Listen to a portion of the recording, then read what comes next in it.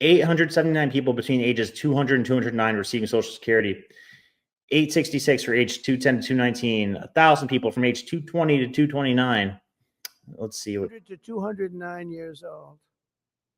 879 people. From 210 years old, I haven't met any of them. And if I did, I would bless them. I would worship the ground they walk on.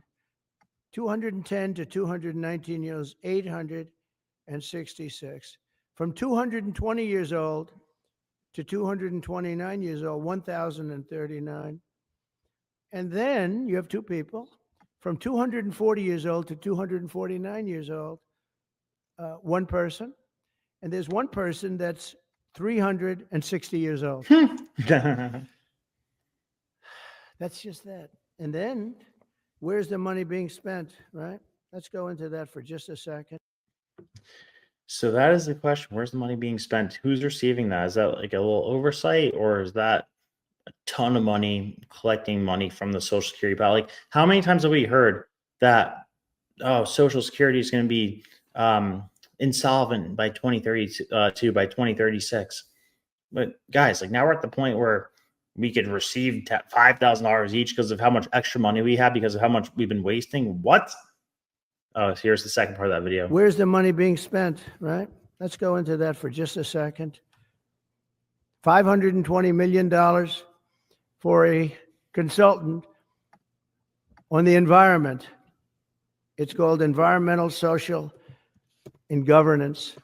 Investments in Africa and mobilize private sector resources. $520 million. Somebody got $520 million for an environmental, sounds like an environmental study.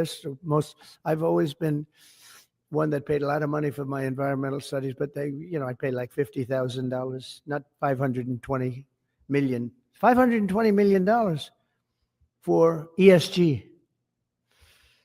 $25 million to promote biodiversity, conservation, and promote licit livelihoods by developing socially responsible behavior in the country of Colombia. Well, it's nice. $25 million to go into Colombia for something that nobody ever heard of. $40 million to improve the social and economic inclusion of sedentary migrants. $40 million. $42 million for Johns Hopkins, great place, to research and drive social and behavior change in Uganda. $42 million. What about us? What about social change in our country? $70 million for a center at Purdue to research university-sourced, evidence-based solutions to developmental challenges. I mean, these are massive numbers on things that nobody ever heard about. $10 million for Mozambique voluntary medical male circumcisions. $10 million for circumcisions in another country. $9.7 million for UC Berkeley to develop a cohort of Cambodian youth with enterprise-driven skills. So you get the idea. It's madness. It is absolute madness. So let's dive into this article a bit. So here's what the visual looks like if you haven't seen it yet. Oh, let me grab this. Here's what the visual looks like of the distribution amongst people who are getting Social Security. If you haven't seen it yet, I'm sure a lot of you have seen this already, but I was gone, so let's make sure that we're all on the same page here. If this decides to reload, which it is not right now.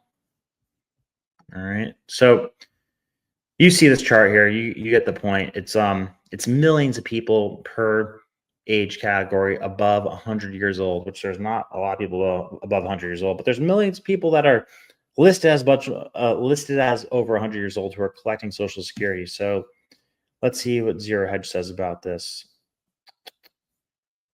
According to Washington Post, administration officials have been skeptical about career employees' efforts to guard federal data, maintaining that political appointees should also be able to access it, particularly if necessary to root out wasteful, blah, blah, blah. Trump picked to take over bias, thousands of senior executives who sat at higher agency. Anything new here? All right, not a lot there. Let's go to the next one. I grabbed two of these, so let's get the second one. By the way, who in the chat said Zero Hedge is not unbiased? When it comes, yeah, sure. When it comes to politics, they're a little bit biased. But when it comes to economics, Zero Hedge is the best of the best. I think Zero Hedge is the crown jewel. All right. So let's see. Elon Musk was expected to remain offline Sunday night into Monday morning as his ex-AI team prepared for the highly anticipated Grok 3 schedule, blah, blah, blah. However, the head of the Department of Government Efficiency tasked with streamlining federal bureaucracy returned very excited to a social media platform around midnight, unveiling what might be the biggest fraud in history. Musk posted a spreadsheet of Social Security Administration data showing numbers of people in each age bucket with the death field set to false. The data shows that 20 million Americans are collecting Social Security benefits over the age of 100. Drilling down into the age buckets, benefits are still being paid to folks over 140 years old. Yep, so Musk says, maybe Twilight is real and there are a lot of vampires collecting Social Security. Ha, ha, ha. One ex-user pointed out that the 2023 data showed that U.S. population around 334.9 million. However, Musk's data, likely from DOGE Big Balls analysis, shows 394 million names in the Social Security Administration database. Musk reported, yes, there are far more eligible Social Security numbers than there are citizens in the USA. Might be the biggest fraud in history. All right, so let's see. Maybe pause payments for everyone 120 plus until they can authenticate that they're among the living to start, Rep. Mike Collins said. Collins is far too conservative. Lawmakers should freeze payments over the age bucket of 100 until a clear determination can be made where taxpayer funds are disappearing in this possible money pit. Smells like fraud. All right. At a DOGE press conference last week in the White House, Musk said, quote, if money is spent badly, your taxpayer dollars are not spent in sensible, frugal manners. Yep. Got it. So let's see.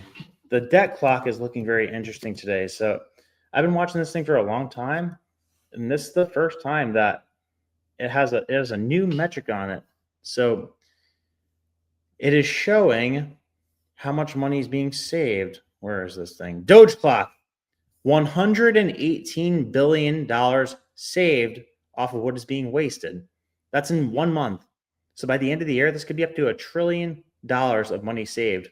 Hence, them talking about having a national dividend of $5,000 per person. Like, can you imagine that? Like, remember how hysterical and happy and euphoric people were over a $1,200 stimulus check? And that was money that we didn't have that we were giving out. Like, imagine if we had an extra $5,000 to give to every single person because of all the fraud, waste, and abuse being saved. Mind-blowing. So let's see. Trump had some remarks on this. Let me show you that real quick. And the fact that some people are trying to poo-poo on this here, let me show you this. Let me show you what Jasmine Crockett said about this. This is how you know how you could spot a swamp creature in real time. Now, President Trump says he likes the idea of giving some of the savings from DOGE back to Americans as kind of a dividend. Would you support that?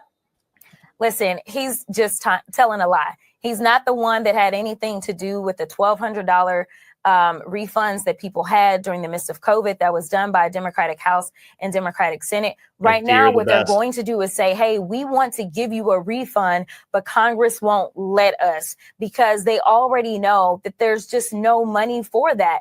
The only reason that those refunds came before was because we were living in different times. This was a time in which hopefully we won't ever go through again. We had a once in a lifetime pandemic. The bad part is that I don't know if it's once in a lifetime because we know that Ebola, unfortunately, was detected right here in New York here recently. And if we continue down this road of getting rid of scientists or deciding that we don't want to rely on experts as it relates to what they're telling us to do, or we don't want to deal with vaccines and medicine in this country, then we may be facing not only our next pandemic, but our next 2, 3, or 4 pandemics because of their incompetence. So no, we are not in the business of giving out money. And honestly, I don't know what $5,000 will do for you.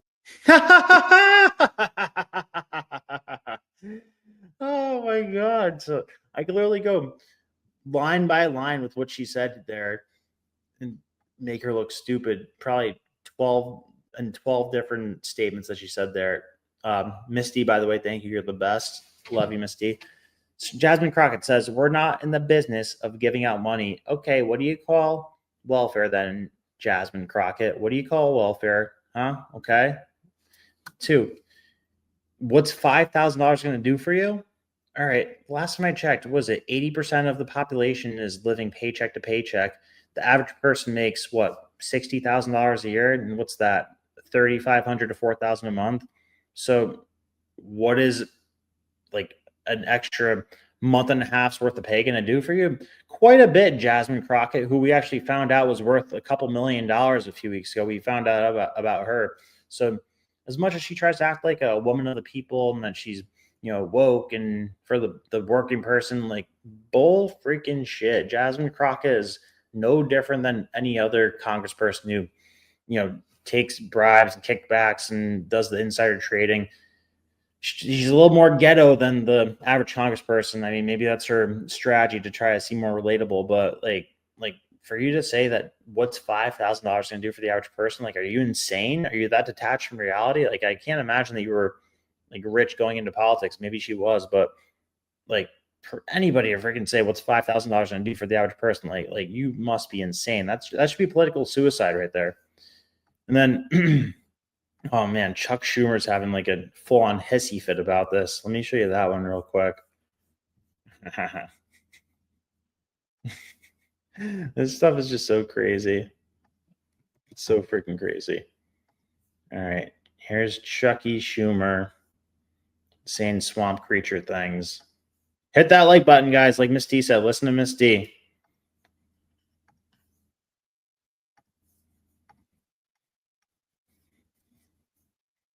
Of course there's some wasteful spending, but you don't use a meat axe and cut everything.